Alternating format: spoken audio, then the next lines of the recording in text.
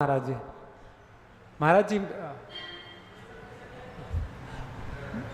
मैं सिंगापुर के जैन मंदिर में गया था, दिगंबर जैन मंदिर। वहाँ पे ऐसा मतलब रूल्स देखे कि वहाँ पे 5 मूर्ति थी और अलग अलग मूर्ति को अगर आपको चरण स्पर्श करना हो तो एक मूर्ति के चरण स्पर्श करो, फिर हाथ दो, फिर चरण स्पर्श करो, फिर हाथ दो। मार्जिन के भी कपड़े अलग थे। तो मैंने पूछा ऐसा क्यों, बोले कि एनर्जी लेवल कुछ डिफरेंस है तो ऐसा अलग रखना चाहिए। तो मैंने तो वो फॉलो कर लिया, बट समझ में नहीं आया मुझे। देखिए, ऐसा है कि एक बात हमेशा अपने मस्तिष्क में रखना कि जो कुछ भी कोई भी व्यक्ति कर रहा हो वो सही हो ज़रूरी नहीं है।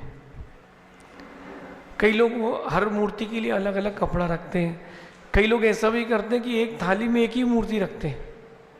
क्यों रखते हैं? बोले वो एक भगवान का गंधोदक दूसरे भगवान को स्पर्शित हो जाएगा। तो इस प्रकार से मुझे नहीं लगता कि आगम में कोई ऐसा कथन मिलता है। एक भगवान को स्पर्श करने का आपने अगर वो मस्तिष्क में उसके चरण को लगाया है तो आपको ज़रूर हाथ धोना चाहिए। मैं भी मंदिर जाता हूँ तो एक बार हाथ धो के सभी भगवानों के चरणों को स्पर्श करके फिर माथे में लगाता हूँ। लेकिन सब जगह अपना अपना रहता है। जो ज़्यादा पढ़े लिखे नहीं होते आगम को, वो इस प्रकार की प्रक्रिया कर लेते हैं। उन्होंने भी कहीं ना कहीं से सीखे गए होंगे। इंडिया में कहीं ना कहीं उन्होंने देखा होगा, अथवा कई बार ये भी आता है हम कुछ डिफरेंट करें।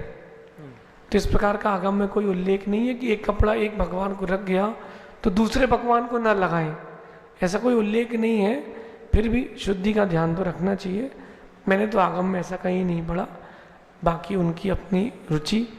कई बार एक ही कपड़े से 2-3 भगवान को भी मार्जिन कर सकते हैं, इसमें कोई दोष नहीं। ये दोष नहीं कि एक भगवान का दूसरे को लगा दिया।